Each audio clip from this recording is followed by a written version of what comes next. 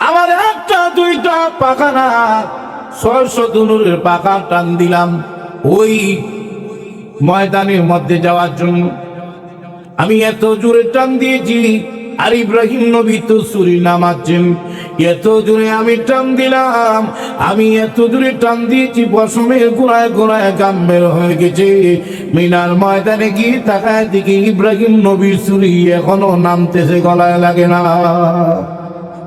কত শক্তি এক জায়গা। 2 নম্বর জনক ইউসুফ আলাইহিস সালাতু ওয়াস সালাম কি তার বাইরা মিলে কুয়াতে ছেড়ে দিয়েছেন। আল্লাহ যাও তাড়াতাড়ি, আমার ইউসুফ কুয়ার নিচে পড়ার আগে আগে তুমি সেখানে পৌঁছে যেতে হবে, আমার ইউসুফের যাতে কষ্ট না হয়। জিবরাইল বলেন, কুয়া থেকে ছেড়ে দিয়েছি, কোন সময় পড়বে এটার কোনো হিসাব নাই, আর আমি সিদরাতুল মুনতাহায় বসে আছি। এখন আমি কিভাবে যাব? আমার একটা দুইটা পাকা না, আল্লাহর হুকুম পালন করার জন্য 600 নূরের পাকা আমি টান দিলাম। এত জোরে টান দিয়েছি পশমের গোড়ায় গোড়ায় গাম বের হয়ে গেছে। আমি কুয়ার নিচে গিয়ে তাকায় দেখি এখনো ইউসুফ আলাইহিস সালাম আসেন নাই। আসার আগে আগে আমি ইউসুফ নবীর নিচে আমার নূরের পাকা বিছিয়ে দিয়েছি। চিন্তা করেন কত স্পিড, সুবহানাল্লাহ জোরে কর। এইগুলো 2 জায়গা। 3 নম্বর জনক আপনার আমার নবী রাহমাতুল্লাহ আলাইহি তায়েফে গেলেন নবীজি দ্বীনের দাওয়াত নিয়ে। নবীজি মনে মনে ভাবলেন, মক্কার লোকেরা যদিও আমার দাওয়াত গ্রহণ করে নাই, আমি তায়েফে ছোট কাল থেকে বড় হয়েছি, হয়তো বা আমার দাওয়াত তারা গ্রহণ করবে। আল্লাহ নবী সবাই রাহমাতুল্লাহ আলাইহি তায়েফের লোকদেরকে দাওয়াত দিলেন, কিন্তু তায়েফের লোকেরা নবীজির দাওয়াত গ্রহণ করলেন না। বরং তায়েফের সর্দার মাতব্বররা যুবকদেরকে বলে দিছে নবীর গায়ে পাথর মারার জন্য। যেরকম নাউযুবিল্লাহ, যুবকগুলো ব্যাগের ভিতরে পাথর ভর্তি করে নি। নবীজি যখন মক্কা কাবা রাস্তা দিয়ে যাচ্ছেন, যুবকগুলো রাস্তার কিনারে দাঁড়ায় দাঁড়ায়া রাহমাতুল লিল আলামিনের নূরানি চেহারার মধ্যে কাটা কাটা পাথরগুলো মারতেছে। পাথরের আঘাতে নবীজির সারা শরীর রক্তাক্ত, চেহারা রক্তে লাল হয়ে গেছে। নবীজি পাথরে আঘাত খাইয়া জমিনের মধ্যে বসে যান। তারা আবার জোর করে নবীজিকে দাঁড় করায় আবার পাথর মারে। এইভাবে 1 বার 2 বার 3 বার নবীজির গায়ে যখন পাথর মারতেছে, রক্ত বের হয়ে গেছে, নবীজির তালু পর্যন্ত রক্ত চলে গেছে। রাসূলের জিহ্বা মুবারক নবীর জিহ্বা তালুর সাথে লেগে গেছে, কথা বলতে পারতেছেন না। নবীজির সাথে ছিলেন নবীজির পালক ছেলে, উনার নাম হলো হযরত যায়েদ ইবনে হারিসা রাদিয়াল্লাহু তাআলা। তিনি কে আল্লাহর নবী ডাক দিয়ে যায়েদ, আমার সমস্ত শরীর থেকে রক্ত বের হচ্ছে, যায়েদ রে, এবার তুমি একটা কাপড়ের টুকরা এনে আমার শরীরের রক্তগুলো মুছতে থাকো।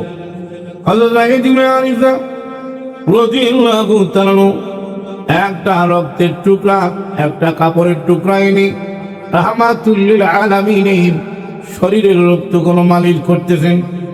এক পর্যায়ে কাপড়ের টুকরাটা ভিজে গেছে, আর রক্ত শোষণ করে না।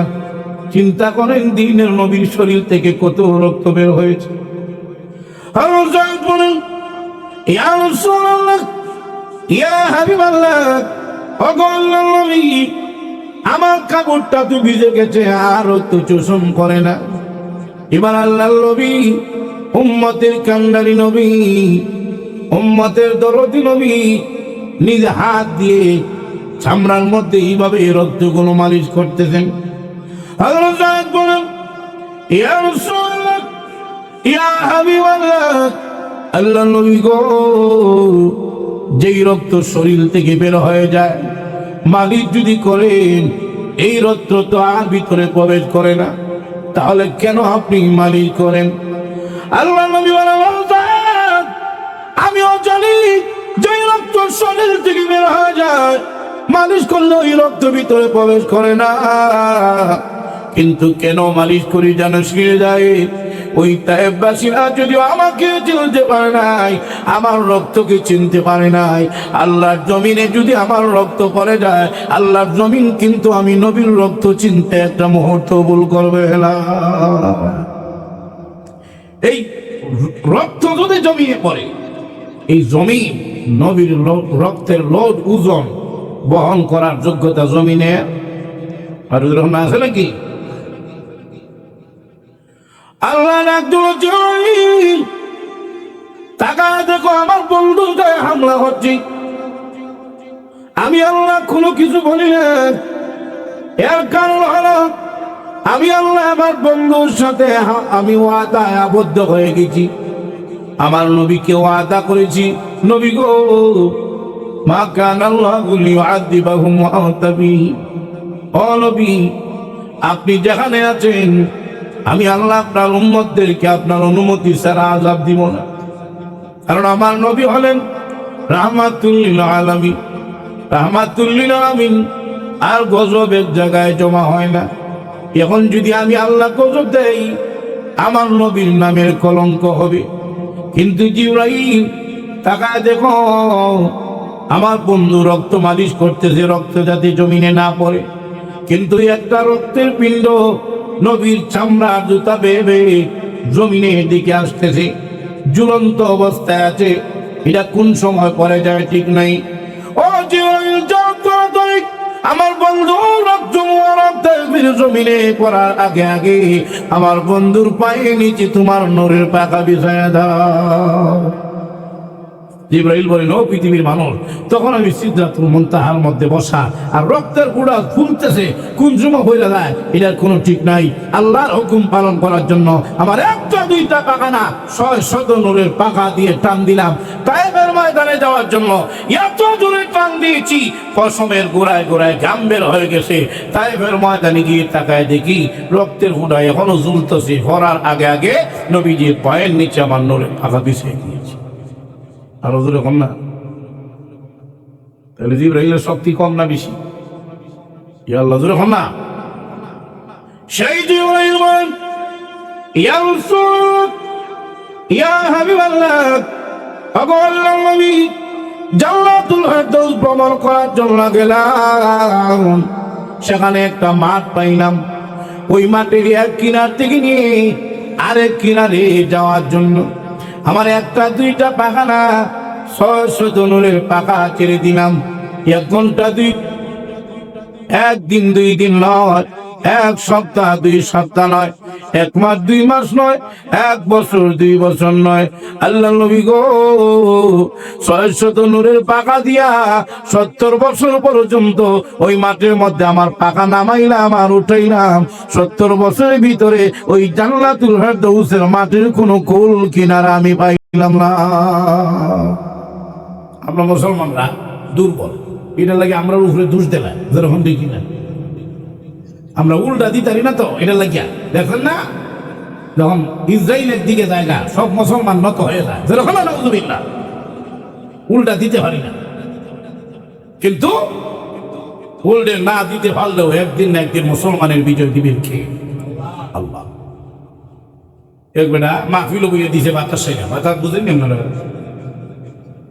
হে বেটা বাতাস দেখ সর দেখে আর শুরু পাচ্ছে কেন বুঝছে? যে তো ই বেটারে যাতে না বুঝে আরেকবার বাতাস হয় হে রে মারে হে উচ্চ হয়ে লেগেছে চাষা হাত দেন আপনি আমার মারেন তো লেগে কাম করছেন আপনি মারছেন দিয়ে আমারে সব বাবা রে হাত দিয়ে আমি তোরে মারি কেন লাগিয়ে জানো তুই দুর্বল, উল্টা দেওয়ার ক্ষমতা তো নাই। কাম করে তারা, দোষ দেয় আমরা নেই। কেন? উল্টা দেওয়ার ক্ষমতা আমরা নাই। কিন্তু একদিন না একদিন প্রমাণ হয়ে যাবে মুসলমান সন্ত্রাসী নয়, যেমন এখন প্রমাণ হয়েছে, যেরকম দেখি না দায়িত্ব রাখা যায় না। ক্ষেতের মধ্যে গেছে জামাইয়ের শ্বশুর, সেইখানে গিয়া শ্বশুরের সামনে জামাই দিছে বাতাসে এটা সরম না? এখন বাতাসের আওয়াজ ঘুরবার লাগিয়া ধানের সরা ধরে টান দিয়ে আওয়াজ দেয়, এ বুঝাইতে যা শ্বশুর আব্বা আগে যে আওয়াজ দিলাম এটা দানরু। এখন বারবারই রকম যখন করে শ্বশুরে মনে মনে হয় যতক্ষণ মধ্যে তারে কিছু না করবো হে টানাটানি সারা বন্ধই তো। তখন ডাক দেখো জামাই যাই করো না কেন, এখন যা দিচ্ছ সব দানের সরারই আওয়াজ, কিন্তু প্রথমটা কিন্তু ভাতের আওয়াজই আছে যেরকম ঠিকই না। বাতাসের আওয়াজ ধানের সরা দিয়া টান দিয়া এটা লুকানো যায় না, এটা যেরকম ঠিকই না। সত্য প্রকাশ হয়ে যাবে। একবারিতে সুর গিয়া ঢুকছে, সুর ঢুকিয়া গিয়া দেখে দারোয়ান ঘুমাই দিছে শিয়ালের মধ্যে এলাইন দিয়া, আর হে গিয়ে সুন্দর করে ঢুকিয়ে সব মাল সামান লইয়াই তো হঠাৎ দারোয়ান হোজা হয়ে গেছে কি আইবা সব, যখন যাইব গিয়ে সব লই কাটি পেটে দিয়ে এমনি যখন সারা করছে এ শুনাইছে রে শুনাইছে, এ গাঁটটি হলাইয়া ওয়াল টপকে গেছে। সকালে বিচার কইছে চুরিটা কেমন হইল, দারোয়ান আছে চুরি হইল কেমন। কেউ কয় যে মন হয় সুর ঢুকার সময় দারোয়ান আছে ঘুমো, আর এক গাঁটি বাটি লইয়া যখন জায়গা দারোয়ান হোজা হয়ে গেছে গা আর সুর গেছে গিয়া ফালাইয়া, এরপরে গাঁটি বাটি ফালাইয়া সুর গেছে গিয়া। সবাই এক একটা বক্তব্য দিতেছে, মনে হয় এরকম হইতে পারে। হেও আসলো কেন বোয়া সুরটা, হে কয় আমারও একটা বক্তব্য আছে। বক্তব্য কি? এই তো সুর যেরকম ঠিক কিনা। হে কয় আমার মনে হয়, আরে তোর মনে হইতে কি তুই তো সুর হয় যেরকম ঠিক কিনা। কয় আমার মনে হয় যখন সুর ঢুকবে দারোয়ান ছিল ঘুমে, আর সুর গিয়া যখন চুরি টুরি হইয়া জায়গা, আর ওই সময় দারোয়ানে সারা হয়ে গেছে, আর ওই সময় সুর সুর আওয়াজ হইয়া সুর ওয়াল টপকাইয়া গাঁটটি গেছে গিয়ে ভিতরে ফেলাইয়া, আর আমি গেছি গিয়ে বাইরে। এখন ঠিক না। আজ না হয় খাও, প্রমাণ হচ্ছে এই মুসলমান জঙ্গিবাদের সাথে সম্পর্ক নাই। এখন ঠিক না। পৃথিবীর কোন কওমি মাদ্রাসার মধ্যে জঙ্গিবাদের ট্রেনিং দেওয়া হয় না, বরং আমরা বলতে পারি কলম বক্সির মধ্যে জঙ্গিবাদের কারখানা হয়ে আছে। এখন ঠিক না। তাদের মধ্যে দেখেন নান্না নিয়ে দৌড়াদৌড়ি করে, উস্তাদের হান্ডাবি টান্ডা ছিল না, দেখা যায় কুবাকুবি শুরু হয়, নারীর দর্শন হয়। মুসলমান সংস্কৃতির সাথে তাদের এই আখড়ার কোনো মিল করে না। সুতরাং মুসলমান আলেম ওলামা এবং মাদ্রাসাগুলো জঙ্গিবাদ নয়, জঙ্গিবাদ তারাই যারা অপবাদ দেয় হেরাই। এখন ঠিক না। কিন্তু যতই জঙ্গিবাদ দেওয়া হোক, যতই ষড়যন্ত্র করা হোক, মুসলমানকে বিজয় দিবেন কে? বিজয় দিবেন কে? আল্লাহ বলেন মুমিনদেরকে আমি আল্লাহ বিজয় দেই, এই জন্য মুমিনদের জীবন সফল। এখন ৩ নম্বর কথা হইল সফল কারে কয়? আপনি কি মনে করছেন গাড়ি বাড়ি মালিক হইতে হলে জীবন সফল? এমপি মন্ত্রী, এমপি হয়েছে ফুলের মালা জাগা হয় না, যখন ঠিক না। সামসা যে হে আরো বেশি না ফুলের মালা দেয়, এবারে জাগা হইতেছে না ফুলের মালা। এত মালা ভাইয়া ফুলের মালা যখন জাগা হয় না, 5 বছর পরে দেখা যায় জুতার বাড়ির জাগা হয় না, যখন ঠিক না। তাহলে এটা কোনো সফলতা হইল না। এরপরে যদি এই বাংলাদেশের মালিক হয়ে যান, প্রধানমন্ত্রী হয়ে যান, জীবন সফল হয়েছে না। পরে দেখা যায় ভাগ্য দেওয়া লাগে, যখন ঠিক কিনা। এরপরে দেখা যায় আপনি এটা হয়েছেন হিট হয়েছেন, কিন্তু কোনো কাম হয় না। তাহলে এগুলো মূলত সফলতা না। সফল কারে কয়? মুফাসসিরিনে কেরাম বলছেন 3 জিনিস থাকলে সফল। যেরকম না, কয় জিনিস? 3 জিনিস। প্রথম নম্বর হলো যার জীবনে ভয় নাই তার জীবন সফল। 2 নম্বর হলো যার জীবনে চিন্তা নাই তার জীবন সফল। 3 নম্বর হলো যে মনে যা চায় তা হয় তার জীবন সফল। বলুন তো দেখি আমাদের জীবনে ভয় আছে কিনা? নাই। ওখানে ভয় নাই। এরপরে আমাদের জীবনে চিন্তা আছে কিনা? নাই, আছে। মনে যা চায় সব কি আমরা ভয় লাই? এখন না। মনে কি চায়? 3টা জিনিস বেশি চায়। প্রথম নম্বর হলো বুড়োই তো চায় না, এরকম না। বুড়োই তো চায় না দেখি তো দাড়ি রাখে না, নয়তো দাড়ি না রাখার আর কোনো কারণ দেখি না। আমরা কি মনে করছেন দাড়ি রাখলে দেখতে খারাপ লাগে? খারাপ লাগে নাকি? নাকি দাড়ি রাখলে এটার ওজন 2-3 কেজি? আচ্ছা বলুন তো দেখি, দাড়ি রাখলে কি মাসে মাসে সারটা দেওয়া লাগে? রাখে না কেন? এ বুঝাইতে চায় যে বুড়োই তো ভাই না। একবার গেলাম কি ও দাড়ি রাখে না কেন লাগে? হ্যাঁ ওয়াইফে লিখে, ওয়াইফ বুঝলি না আপনারা। আমি বললাম তাহলে তোমার ওয়াইফ আর এটা ওয়াইফ হয়েছে না, এটা ভাই হয়ে গেছে। তখন দেখি না আয়নার সামনে গিয়ে কত ভাব, এটা বুঝাইতে চায় যে আমি বুড়াইতে চাই না। আপনি বুড়াইতে চান না, কিন্তু বুড়া কি হইতেন না?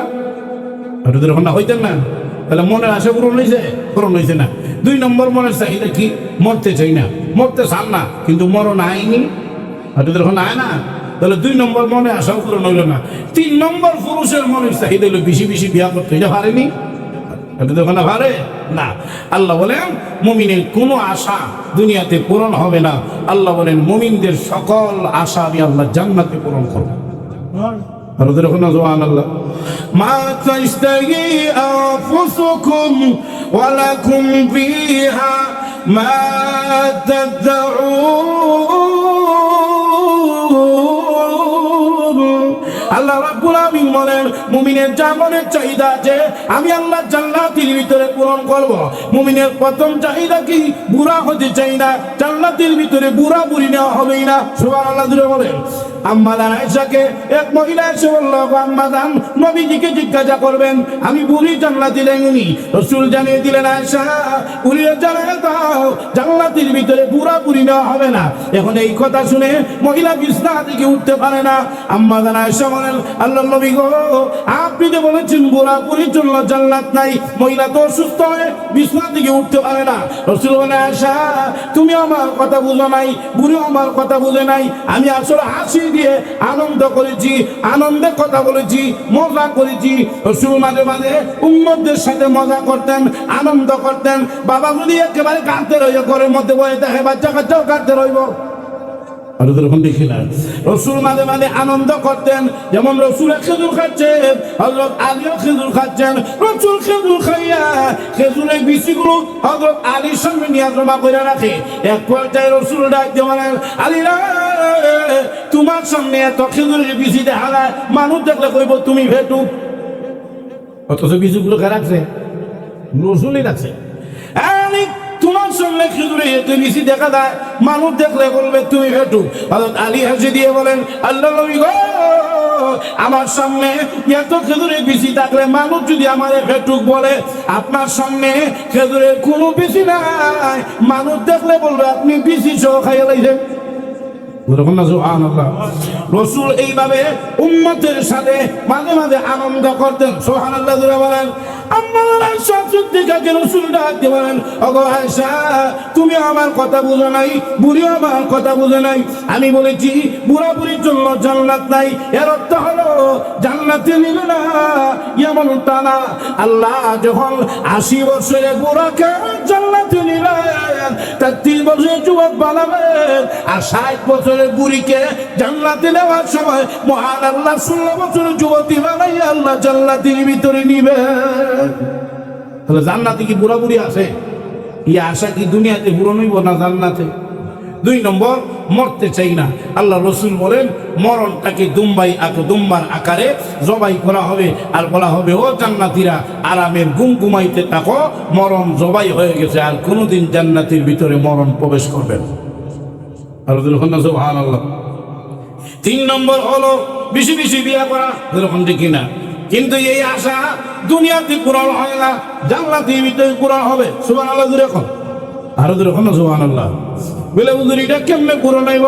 নিম্নস্তরের জান্নাতি একেবারে নিচের জান্নাতিকে আল্লাহ রাব্বুল আলামিন প্রথমে 70 জন বউ দিয়ে বলবেন আপাতত দিলাম, পরে যদি লাগে আমি আল্লাহ রুচি ভালো হলে দিব।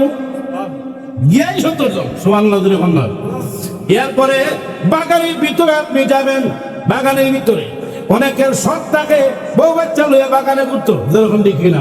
কিন্তু এটা তো ভাড়া যায় না, দুনিয়ার ঘাট দেয় না, বাগানগুলো তো নিরাপদ নয়। জান্নাতের ভিতরে বাগান আছে, বউ বাচ্চা লইয়া ঘুরতে পারবেন, বউর সাথে একেবারে সুন্দর করে আপনি চেয়ারের মধ্যে এলান দিয়ে কথা বলতে পারবেন।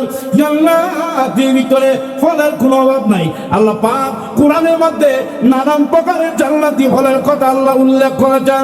জান্নাতের ভিতরে আপেলের বাগান আছে। আপনি চিন্তা করবেন দুনিয়াতে যা আপেল খাইলাম সব হলো সেকারিং মারা, তার মধ্যে দিলেই লাল হয়ে জায়গায় বার আপেলের বাগানে গিয়ে আপেল খাই, টাকা দেখবেন আপনার চোখের সামনে আপেল বছর বড় বড় আপেল দেখা যায়। রাসূল বলেন বড়ই হবে মক্কার মতো বড়, বড়ই যদি মক্কার মতো বড় হয় আপেল চিন্তা করেন কত বড় হবে। আপনি নিয়ে আবার হুজুর আপেলের তোলে নি হইলে মহিলা দেখা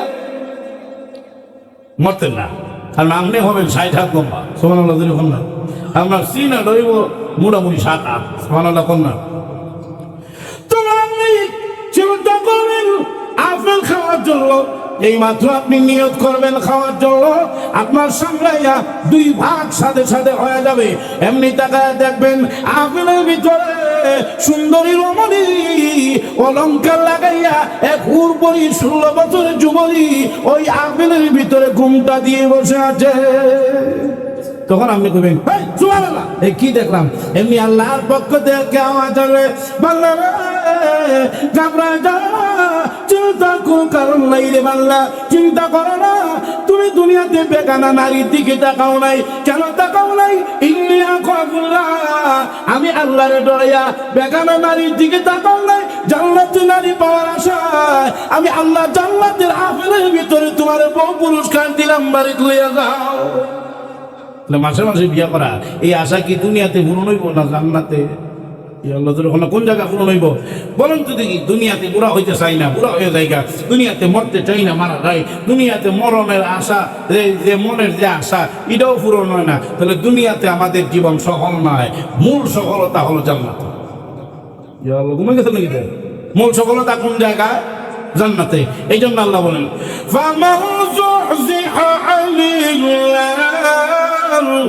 وأدخل الجنة فقد فاز।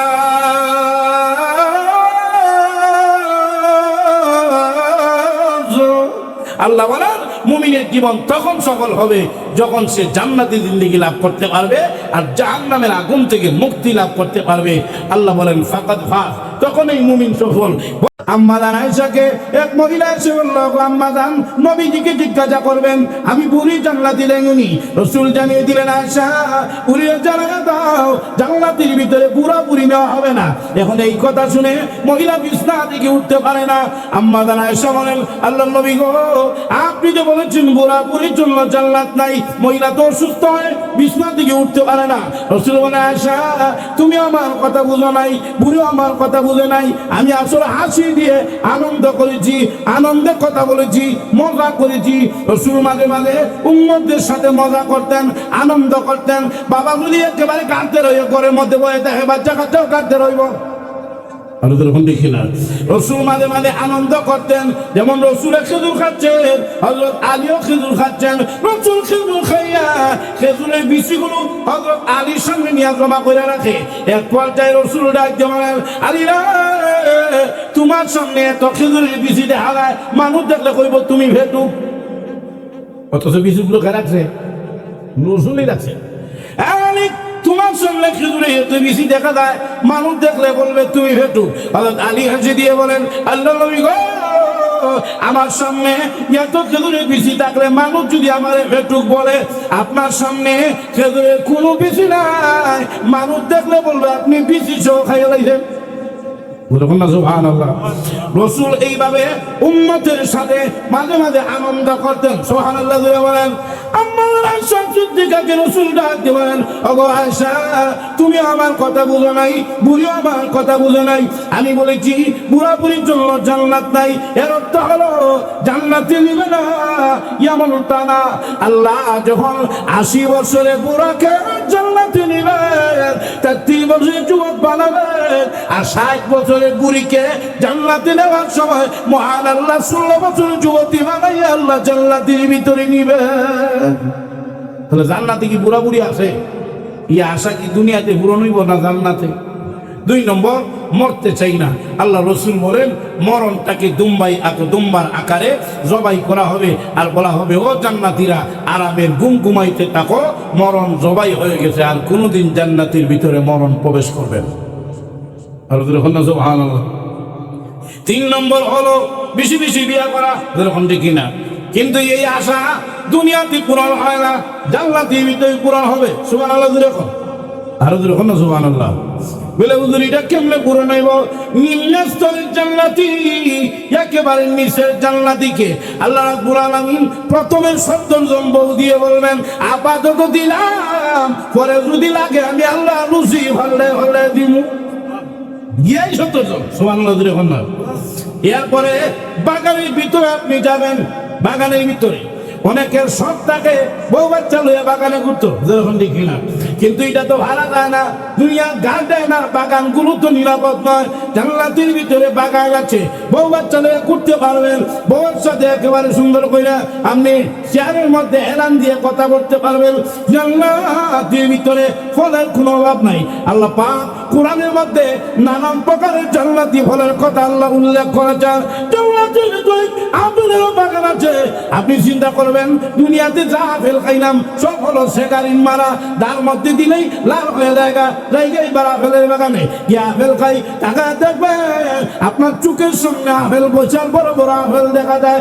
রসুল বলেন বড়ই হবে মক্কার মতো বড়, বড়ই যদি মক্কার মতো বড় হয় আপেল চিন্তা করেন কত বড় হবে। আপনি নিয়ে আবার কোন হুজুর আপেলের তোলে নি হইয়া মইরা দেখে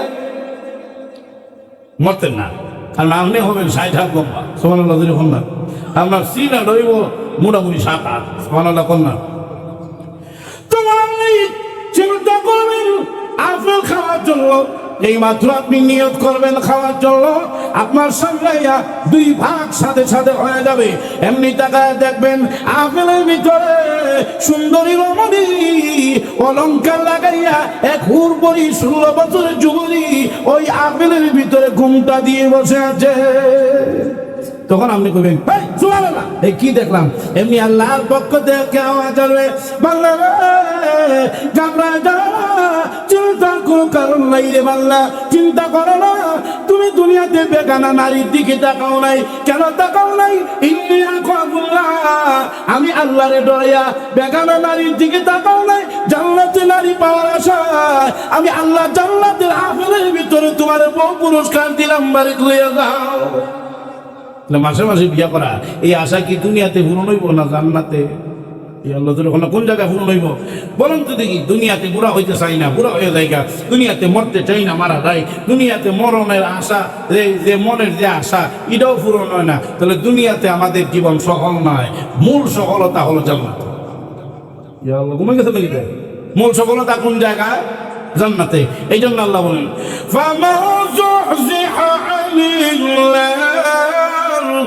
وأدخل الجنة فقد فاز।